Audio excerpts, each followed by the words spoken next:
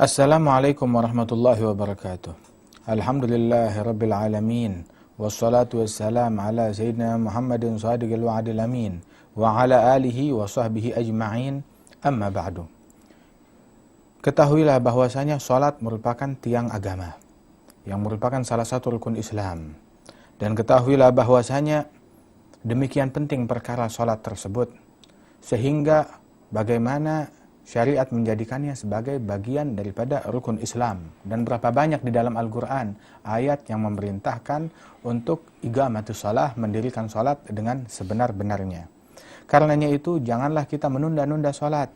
Sebab menunda-nunda salat sampai keluar daripada waktunya, Allah Ta'ala menyatakan di dalam Al-Quran, فَوَيْلُ لِلْمُصَلِّينَ الَّذِينَ هُمْ عَنْ صَلَاتِهِمْ سَاهُونَ الَّذِينَ هُمْ يُرَاءُونَ وَيَمْنَعُونَ الْمَاعُونَ. Neraka wail bagi orang yang salat namun mereka lalai hingga menunda-nunda salat hingga keluar daripada waktunya. Dan wail adalah sebuah lembah di neraka jahanam. Apabila gunung batu dimasukkan ke dalam lembah tersebut, maka akan langsung musnah, akan langsung hancur menjadi abu, menjadi debu dan tidak bersisa sama sekali. Maka bagaimana orang yang meninggalkan salat tatkala dia dimasukkan ke dalam lembah neraka wail tersebut?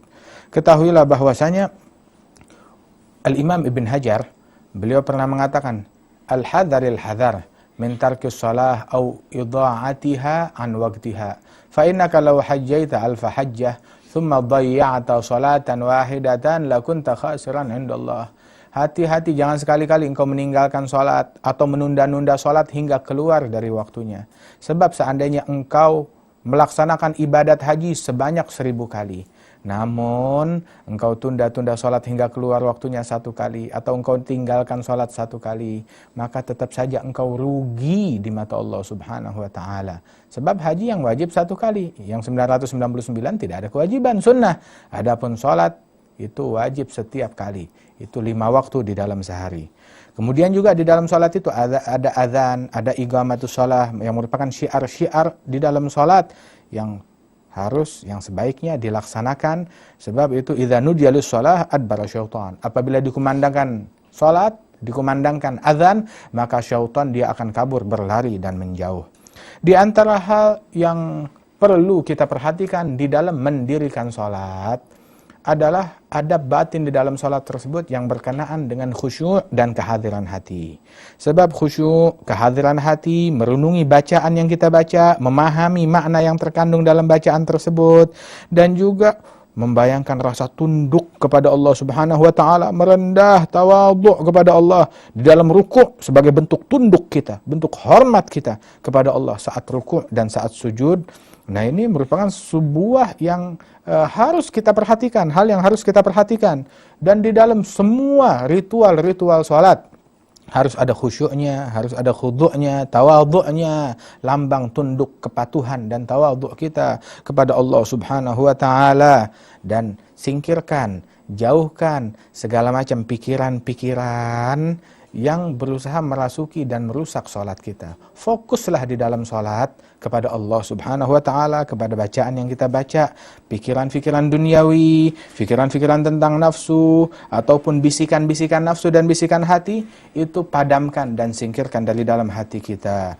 Bahkan seharusnya semangat kita dan pemikiran kita di dalam ketika kita sholat hanya fokus kepada apa yang sedang kita kerjakan. Waktu kita ruku, waktu kita sujud, waktu kita baca, fokus dengan bacaan, dengan gerakan yang sedang kita lakukan. Sebab sholat, namun hatinya lalai, tidak ada khusyuk, tidak ada kehadiran hati, nggak tahu apa yang lagi dia kerjakan, nggak tahu apa yang lagi dia baca, tidak ngeh pikirannya, artinya tidak nyambung dengan apa yang sedang dia kerjakan, maka itu nggak ada hasilnya. Artinya manfaatnya apa? Manfaat yang dia dapatkan dari itu semua. Sedangkan tujuan dari sholat adalah lidzikri, untuk ingat kepada Allah Subhanahu wa Ta'ala. Al-Hasanul Basri beliau mengatakan, kullu sholatin la yahduru fihal galab fahiya ilal ugubati asra. Setiap sholat, kalau di situ tidak hadir hati kita di dalamnya, maka ini lebih dekat kepada hukuman daripada pahala dari Allah Subhanahu wa Ta'ala. Di dalam hadis, laisa lil 'abdi min salatihi illa ma 'agala minha. Tidak ada yang didapat dari seseorang dari salatnya kecuali dengan kadar yang dihadiri oleh akalnya. Ketika akalnya nyambung, nah itu yang dicatat. Ketika pikirannya nyambung, fokus kepada hal yang lagi dia kerjakan dalam sholat, itu yang dicatat. Fa inna al-musalli qad yusalli as-salata fala yuktab lahu minha sudusuha wala ushruha. Terkadang dia sholat 100%, tapi yang ditulis yang ditulis mungkin cuma 40% atau kurang dari itu, atau sepertiganya, atau hanya 30%, atau yang ditulis mungkin hanya 10%, tergantung dari kadar kesadaran dia di dalam sholat tersebut. Artinya, kalau kesadaran dia, fokus dia dalam sholat hanya 10%, ditulis sholatnya hanya 10%. Kalau kesadaran dia hanya 50%, ditulis hanya 50%. Berkurang ataupun bertambah terkandung dari fokus dan kesadaran hatinya di dalam sholat tersebut. Orang yang hadir hatinya, yang khusyuk di dalam seluruh prosesi sholat, maka ditulis sholatnya 100%. Tapi orang yang lalai secara keseluruhan, tidak fokus, nggak tahu sama sekali apa yang dia baca, sampai surat apa yang dia dengar dari imam dia tidak paham, dia tidak tahu, dan dia nggak nyambung. Oh, imam memang baca surat, emang kita baca apa? Udah berapa rakaat hingga dia lalai? Hingga orang yang lalai semacam ini secara 100% mungkin nggak ditulis sama sekali daripada sholatnya tersebut. Nah, karenanya itu berusahalah di dalam khusyuk, di dalam menghadirkan hati kita. Apa itu al-hudur? Al-hudur adalah fikiran fokus dengan gerakan yang kita lakukan, dengan bacaan yang kita baca. Otak kita itu mendampingi segala bacaan dan gerakan-gerakan tersebut. Dan mau lebih khusyuk lagi, fahami makna dari bacaan yang kita baca. Fahami makna zikir dari zikir yang kita lantunkan kepada Allah Subhanahu wa taala. Fahami Al-Qur'an yang kita baca. Berapa umurmu? 20, 30, 40 tahun kamu sholat, tapi masih belum tahu makna tasyahud, masih belum tahu makna suratul Fatihah, masih belum tahu makna daripada surat-surat pendek, masih belum tahu makna subhanallah, makna Allahu Akbar, makna subhanallah bihamdi, subhana rabbiyal ala, subhana rabbiyal azim. Belum tahu daripada makna bacaan tersebut, sampai kapan engkau mau meninggal dunia sedangkan engkau belum tahu apa yang engkau baca, apa yang engkau lantunkan kepada Allah Subhanahu wa taala. Sebab salat itu adalah hidangan dari Allah Subhanahu wa taala yang dinikmati oleh hamba-hamba Allah taala yang dipilih. Mudah-mudahan kita dipilih sebagai hamba tersebut. Hadirkan hati kita di dalam salat, renungi makna bacaan salat kita. Jangan buru-buru kalau kita sholat, dalam bacaan kita jangan buru-buru di dalam gerakan, di dalam bacaan, sehingga kita nggak khusyuk di dalam sholat kita. Apa sih yang lebih penting dari sholat hingga kita buru-buru di dalam sholat? Apa sih yang lebih penting daripada sholat, yang lebih penting daripada ruku? Nggak ada yang penting. Kita hidup bukan buat apapun, bukan untuk apapun, kecuali inna sholati wa nusuki wa mahyaya wa mamati lillahi rabbil alamin. Sesungguhnya salatku, hidupku, matiku, ibadatku murni untuk Allah, bukan untuk yang lain. Jadi Allah sebagai prioritas, yang lain tidak penting. Saat engkau ruku', saat engkau sujud, tumakninah. Jangan buru-buru mau buru-buru bangkit, tumakninah. Pastikan rukuknya sudah dalam posisi yang stabil. Sujudnya udah dalam posisi yang stabil. Bukan masih bergerak, sudah mau bangkit saja. Belum berhenti dengan benar dalam sujud, udah mau bangkit saja. Tapi tumakninah. Salat jangan seperti burung perkutut, jangan seperti ayam yang mematuk makanan. Jadi salatnya itu menjadi tidak sah. Sebab tumakninah di dalam ruku', di dalam i'tidal, di dalam sujud, di dalam saat duduk antara dua sujud, itu hukumnya wajib, rukun min arkanis shalah, tumakninah tersebut. Baik itu salat fardu maupun salat sunnah harus ada tumakninah. Kalau tidak, tidak sah salat kita. Bahkan batal salat apabila di situ tidak ada tumakninah. Kata Nabi Muhammad tentang orang yang salat tapi dia tidak ada tumakninah, "Shalli fa innaka lam tusalli." Salat lagi sebab kamu masih belum salat. Begitu kata Rasulullah SAW. Orang yang rukuknya nggak sempurna, sujudnya nggak sempurna, khusyuknya nggak sempurna di dalam sholat, itu ibaratnya dia korupsi di dalam sholatnya. Korupsi di dalam sholatnya, dia nyolong sholat haknya Allah Ta'ala. Sempurnakan rukuknya, sempurnakan sujudnya, sempurnakan khusyuknya. Kalau tidak dia sempurnakan, berarti dia nyolong, mencuri di dalam sholatnya, korupsi kepada Allah Subhanahu Wa Ta'ala. Jangan kita korupsi kepada Allah Subhanahu Wa Ta'ala. Namun di dalam hadis diriwayatkan, man hafadha ala shalah, barang siapa yang menjaga salatnya dengan benar, dia sempurnakan salatnya, baik rukuknya, bacaannya, khusyuknya, itu begitu dia salam, itu salatnya keluar dari dirinya, itu salatnya keluar, diangkat dalam keadaan putih bersinar. Dan salat itu berkata, hafizakallah kama hafiztani. Semoga Allah menjaga engkau sebagaimana engkau telah menjaga aku dengan baik, kata salat. Terus salatnya jalan. Adapun orang yang sholatnya berantakan, rukuk sujudnya, adabnya, khusyuknya tidak benar, maka ketika dia salam, sholatnya keluar dari dirinya dalam keadaan hitam, kelam, gelap, dan sholat itu menyumpah dan berkata, "Dhayya'akallahu kama dhayya'tani." Semoga Allah menelantarkan engkau, melalaikan engkau sebagaimana engkau telah melalaikan dan mentelantarkan saya. Kemudian sholat itu yang gelap hitam itu, yang ditelantarkan itu, dia dilipat seperti dilipatnya baju, kemudian dipukulkan ke wajah orang yang sholatnya tidak benar itu, kemudian pergilah sholat tersebut dalam keadaan demikian. Nah, karenanya itu, orang sial sekarang jangan-jangan karena sumpah serapahnya sholat, karena sholatnya tidak benar. Ma bin nas illa sholatuhum. Problemnya kita, sholat kita. Yang menimpa kita, keburukan, bala, musibah, ya karena sholat kita masih belum beres. Mungkin kita menjadi celaka begini, keadaan kita berantakan karena disumpahi oleh sholat yang kita kerjakan. Dapatkan doanya sholat hingga keadaan kita menjadi baik. Di dalam hadis, as-sholatu tamaskunun wa takhaddu'un wa takhasyu'un. Salat itu mencerminkan tamaskun, merasa miskin di hadapan Allah Ta'ala, merasa lemah di hadapan Allah, perasaan merasa tunduk, menyerah, patuh, khusyuk di hadapan Allah. Ini salat, kata Rasulullah Shallallahu Alaihi Wasallam.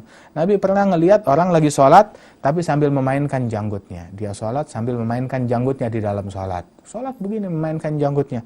Maka Rasulullah berkata, "Lau khasya'a qalbu hadza la khasya'at jawarihuh." Seandainya hatinya orang ini telah menjadi khusyuk, niscaya anggota tubuhnya akan menjadi diam dan tidak bergerak. Namun karena hatinya, otaknya tidak fokus, nggak khusyuk, maka tangan keluyuran, badan gerak-gerak, doyong kanan, doyong kiri. Apa itu yang disebut sholat yang benar? Nah, karenanya itu, dahulu disebutkan bahwasanya kekhusyuan daripada anggota tubuh itu adalah bukti daripada kekhusyuan hati. Kalau hati sudah khusyuk, maka anggota tubuh pun juga akan menjadi khusyuk juga.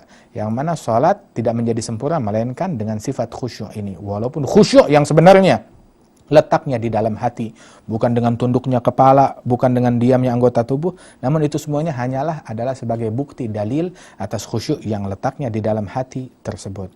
Ulama salaf mereka mengatakan, "Man 'arafa man 'ala yaminihi wa shimalihi fa huwa fi shalah falaysa bi khasyi'." Orang sholat tapi dia masih tahu siapa yang di sebelah kanan dia. Oh, sebelah kanan saya fulan, sebelah kiri saya fulan.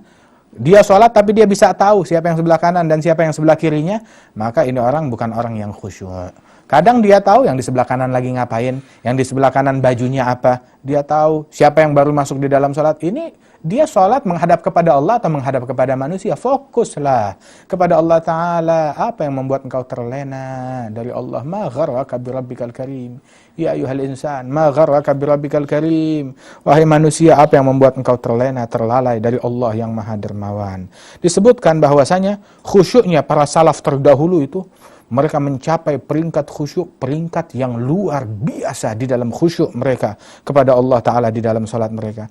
Di antara mereka yang ketika saat sedang sholat, kemudian dia berdiri di dalam sholatnya, atau ketika sedang sujud, itu tiba-tiba ada burung yang hinggap. Waktu dia lagi sujud, atau waktu dia lagi berdiri, atau waktu dia lagi ruku, burung hinggap di kepalanya.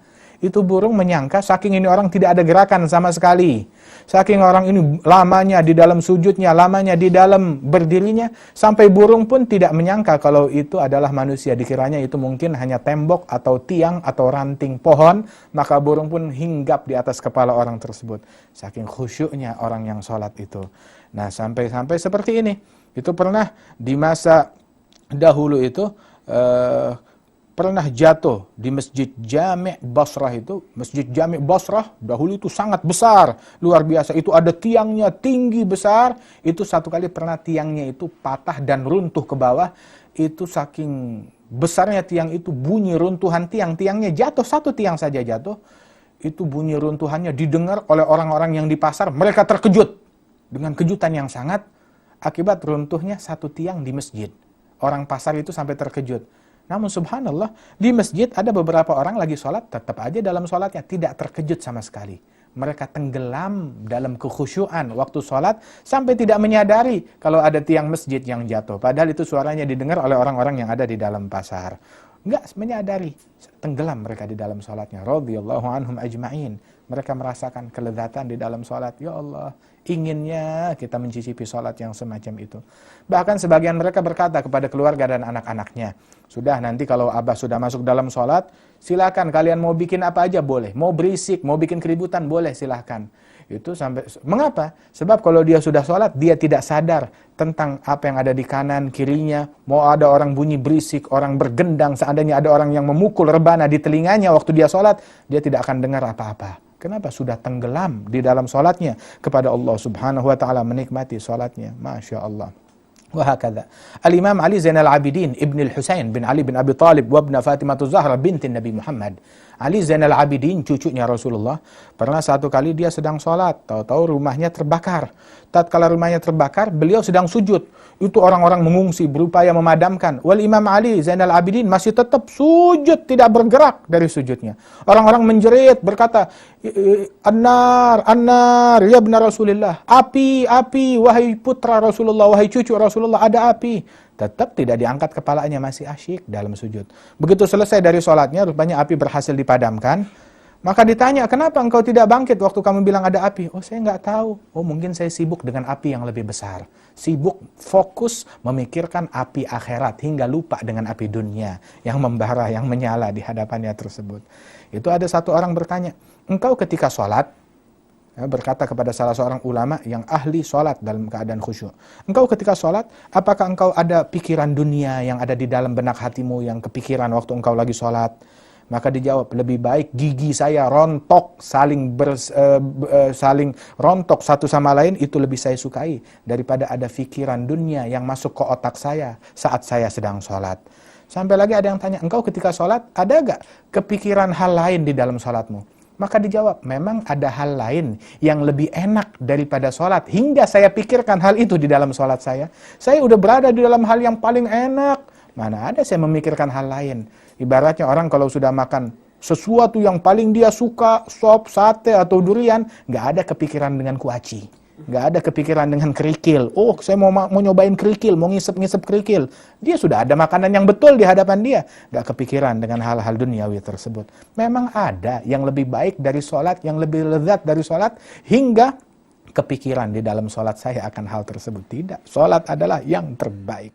Satu kali itu Rabi' bin Khaytham, dia punya kuda, dia ikat kudanya, terus dia sholat. Waktu dia sholat, ada pencuri mencuri kudanya beliau. Kuda itu bagaikan mobil Mercy zaman dahulu, mahal, kuda Arab yang bagus. Maka orang-orang itu berkata kepada dia, begitu mengingatkan, kudamu hilang begini setelah kejadian itu. Maka Rabi' bin Khaytham bilang, iya, waktu kuda saya diambil, saya lihat siapa pencurinya. Saya lihat itu, saya waktu lagi sholat sunnah, ada orang ngambil kuda saya, dia lepaskan itu talinya, tali kendalinya, kemudian dia bawa lari, saya lihat. Bilang, kenapa tidak kamu kejar? Kan boleh. Boleh untuk hal darurat, boleh kamu batalkan, apalagi ini sholat sunnah. Maka dijawab, ya, sholat saya lebih saya sukai daripada kuda saya. Biar ambil, biar hilang itu mobil, biar hilang itu Mercy, biar hilang itu kuda. Jangan saya kehilangan sholat saya, kata Rabi' bin Khaytham radhiyallahu anhu. Dan orang yang udah mencuri, silahkan ambil, dia halal, saya maafkan. Yang penting sholat saya tidak terganggu. Lebih baik kehilangan dunia, jangan saya kehilangan sholat saya yang cuma 2 rakaat tersebut. Berapa banyak kadar sholat di dalam hati kita? Sebesar apa kadar sholat di dalam hati kita? Itu satu kali sahabat Rasulullah SAW, beliau ini sholat di kebunnya. Tatkala lagi asyik sholat di dalam kebunnya, tahu-tahu sekilas dia ngelihat burung hinggap dari ranting ke ranting yang lain, dari ranting ke ranting yang lain. Dalam sesaat pikirannya fokus dengan burung tersebut, lupa dengan sholatnya yang hanya sesaat itu, beberapa detik. Tahu-tahu dia beristighfar, kemudian dia fokus kembali dalam sholatnya. Kemudian dia datang kepada Rasulullah, ya Rasulullah, ini kebun saya sudah membuat saya lalai sedetik dari sholat saya, maka kebun ini saya infakkan di jalan Allah subhanahu wa ta'ala. Dia sedekahkan. Ya.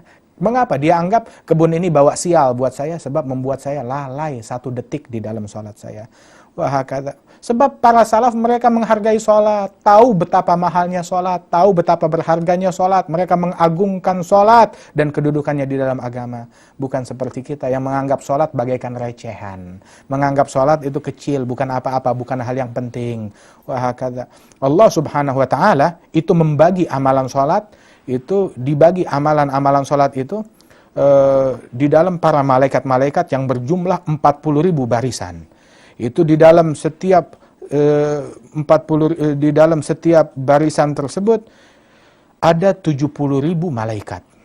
Ada jumlahnya itu 40.000 shaf, 40.000 barisan. Dalam setiap barisan jumlahnya ada 70.000 malaikat. Ini di dalam riwayat disebutkan. Itu 10.000 barisan dari malaikat-malaikat tersebut, 10.000 barisan senantiasa berdiri, tidak ruku, tidak beranjak. Mereka berzikir dalam keadaan berdiri. 10.000 barisan yang lain, mereka dalam keadaan ruku, tidak beranjak dari rukuknya. 10.000 barisan yang lain, mereka berada dalam keadaan sujud, tidak beranjak. 10.000 barisan yang lain berada dalam keadaan duduk, seperti tasyahud, tidak beranjak. Jadi menjadi 4 bagian. 4 bagian. Ya, 10.000, 10.000, 10.000. Tiap satu shaf, ya, 10.000 barisan. Setiap satu barisan, itu ada 70.000 malaikat. Masya Allah. Berapa puluh juta, berapa ratus juta jumlah mereka. Dan Allah Ta'ala gabungkan semua perbuatan berdiri, ruku, sujud, duduk, digabungkan di dalam sholatnya seorang hamba. Di dalam 2 rakaat yang dikerjakan seorang hamba, ada berdirinya, ada rukunya, ada sujudnya. Nah, karenanya itu, kata Nabi Muhammad SAW, itu digabungkan fadilah sholat itu di dalam hamba mukmin yang sholat 2 rakaat itu. Kata Rasulullah, itu sholat 5 waktu, ibaratnya bagaikan sungai di depan pintu rumah kita.